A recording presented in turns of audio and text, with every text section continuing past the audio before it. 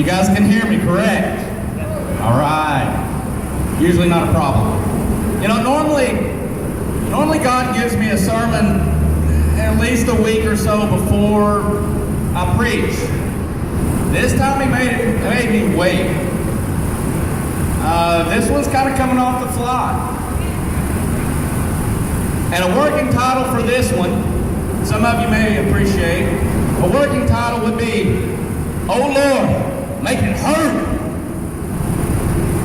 Don't hear that very much in sermons, right? All right, guys. For the men, you're going to get this, and I want you to be honest. Who has ever peed on an electric fence? Yeah. Girls, you're not going to get this, all right? But all right, let me tell a little story. When I was a kid, I was probably about 4 years old, and went with my dad and one of his friends, and we're walking through the woods, and we come upon this fence, and my dad looks and says, "Hey, Bubba." Actually, my dad called him Bubba Louie. But, "Hey, Bubba, why don't you pee on that fence?" I want to impress my dad, so here I go. Oh! Y'all know what I'm talking about. It hurt, right? All right, so flash forward a year or so, had some friends. We're out playing and everything, and we discovered this fence, and they're like, "Hey, I bet you won't pee on it." All right, here we go. All right, so here I go again. It hurts so bad. All right, so I learned my lesson, right? Okay, a couple of years later, I'm probably a teenager, and we're all hanging out, and it's, you know, we know it's an electric fence, and we're daring each other, and somebody's like, "Hey, I bet you won't pee on it." So here I go.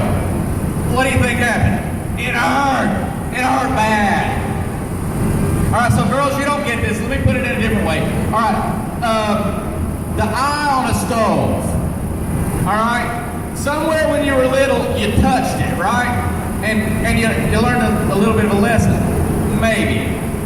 And you probably did it again somewhere along the way, and learned a lesson again, maybe. Or if you were lucky, when you went to do it, Mom and Daddy whacked you on the butt, and it hurt your feelings, but you learned a lesson. That equals it's going to hurt. Right? So, I want to talk to you about pain and free will. We all associate pain as bad. We don't want pain. We don't want it. We hate pain. We detest pain. But pain is necessary. Pain lets you know if you have aches and pains, something's wrong. So you go to the doctor. Your tooth hurts. You come down here and you get to the dentist and let them do something about it. Pain is a reaction to something kind of messed up. It's a warning sign, right? So pain is good when it hurts and you do something about it. What about spiritual pain?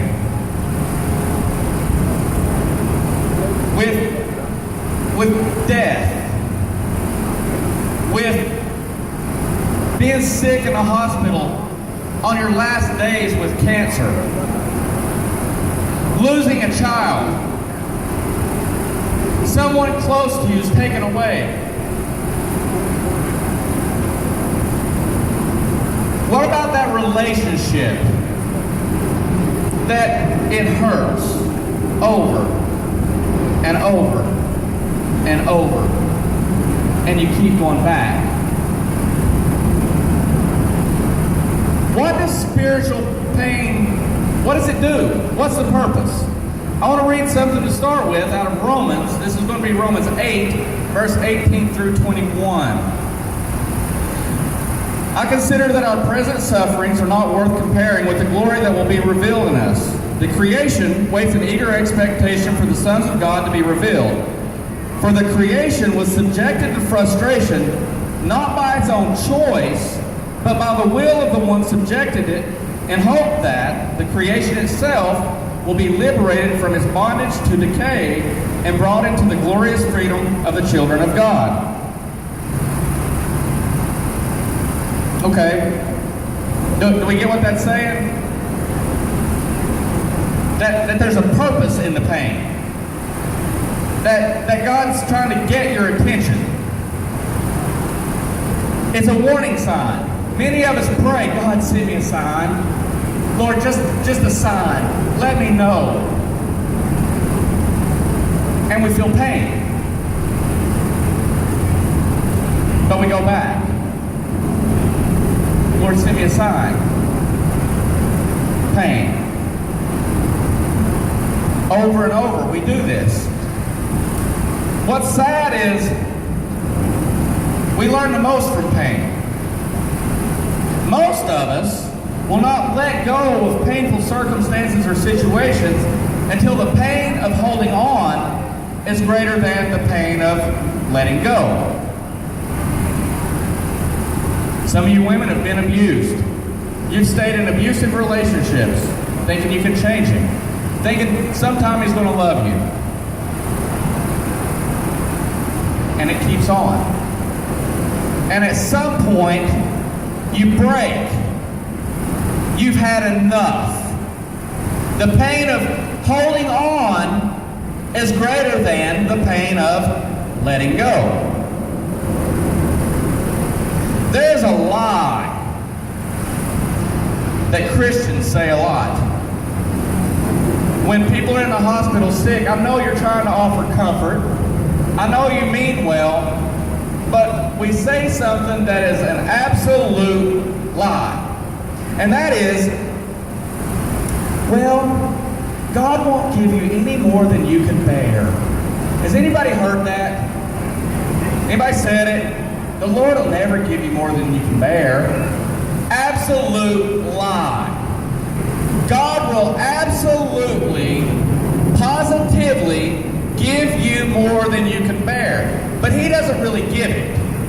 He allows it to happen. Usually, it's because of our own decisions, our own stupidity. We step into stupid over and over and over again, and we don't get it. So, when you feel tempted to blame God because everything's falling apart, and blame God because it's not working, maybe you need to step back and look at, maybe I'm doing something stupid. Maybe I'm suffering consequences from a stupid decision I've already made. See, because it all goes back to the Garden of Eden. When Adam and Eve sinned, that's when pain came in. And all through the Bible, Old Testament, all the way into the New Testament, over and over again, God's saying, if you would turn from your evil, wicked ways, what you want, your wants, your needs, your desires, if you would turn away from that and turn back to me, I would heal you. But instead, we've always chose the other way. A lot of people don't understand, well, if there's a God, why would He allow all this death, all this destruction, all these bad things? Why would He allow it? Well, it comes down to free will. God gives us limited free will to make our own decisions.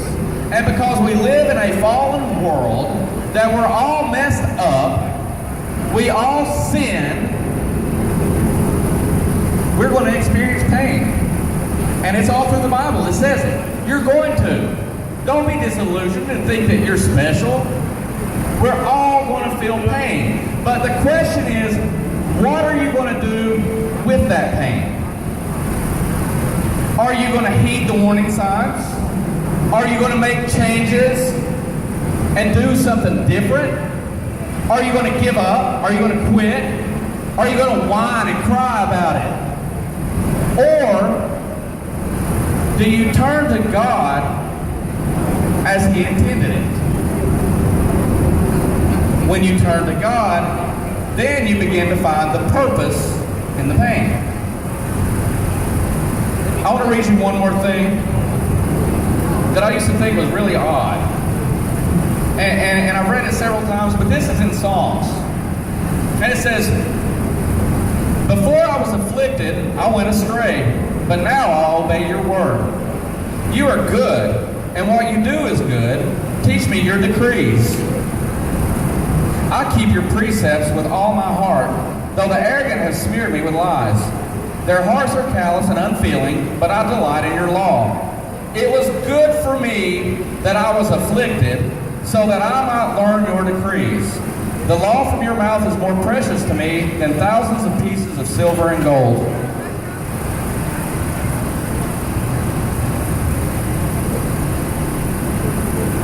It was good that I was afflicted. It was good that I felt pain. It's good that I went through these tests and trials, because in that, I turned to you and you took care of me. You took away the pain. This sermon kind of came to me about a month ago, less than a month. And a little over a month ago, I had never heard the name Kenny Moats. Kenny Moats. I don't know. Does anybody know who Kenny Moats is? Kenny Moats is the police officer in Blount County that was shot and killed. Now, what good is there in that? What good can come out of it? We can continue on the same path of pointing fingers and blaming people and taking the easy way out and griping and complaining, and it's this, God did it, God allowed it. Or we can look at it from a God perspective. I watched for miles as motorcycles were lined up in this funeral procession. I watched as other police officers from all around were lined up for miles. I watched as cars were lined up. They had to do the funeral at Sevier Heights Church because it's big.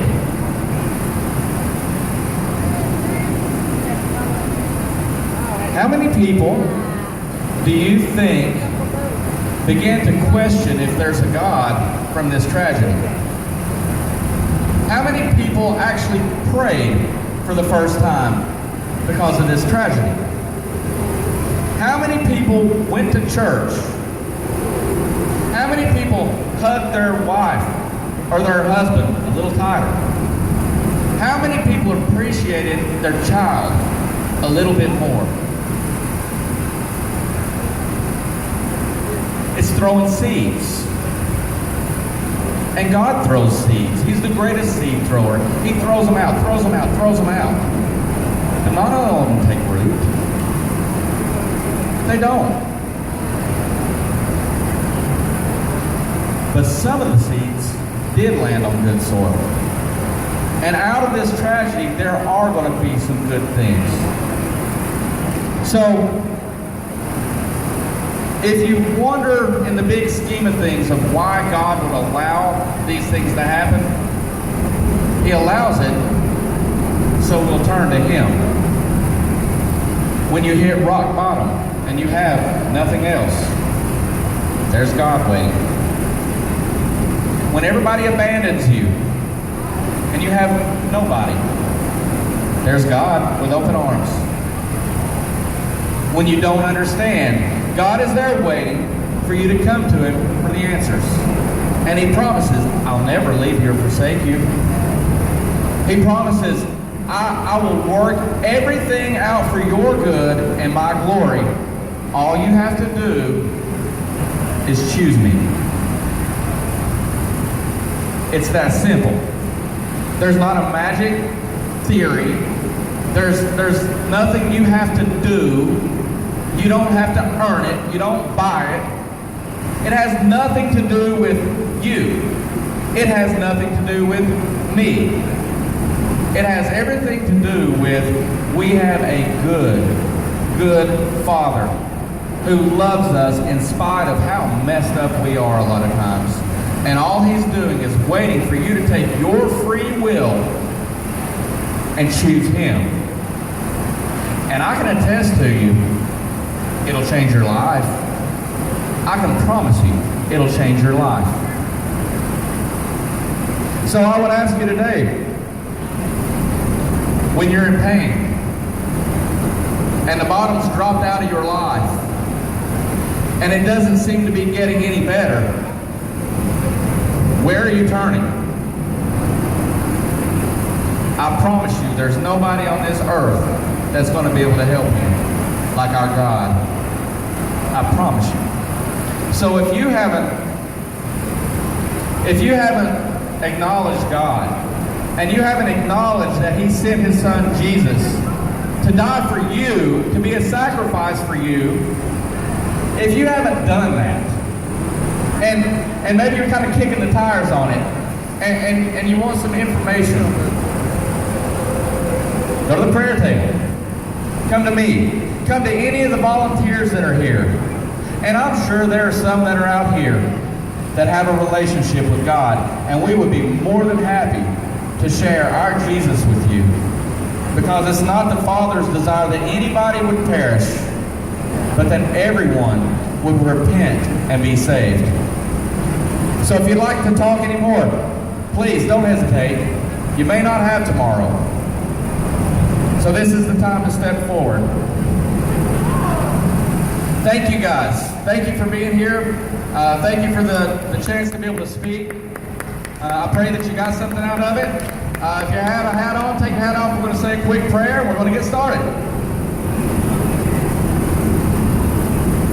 Father God, thank you so much for your amazing blessings, for your amazing love that you give to us so freely.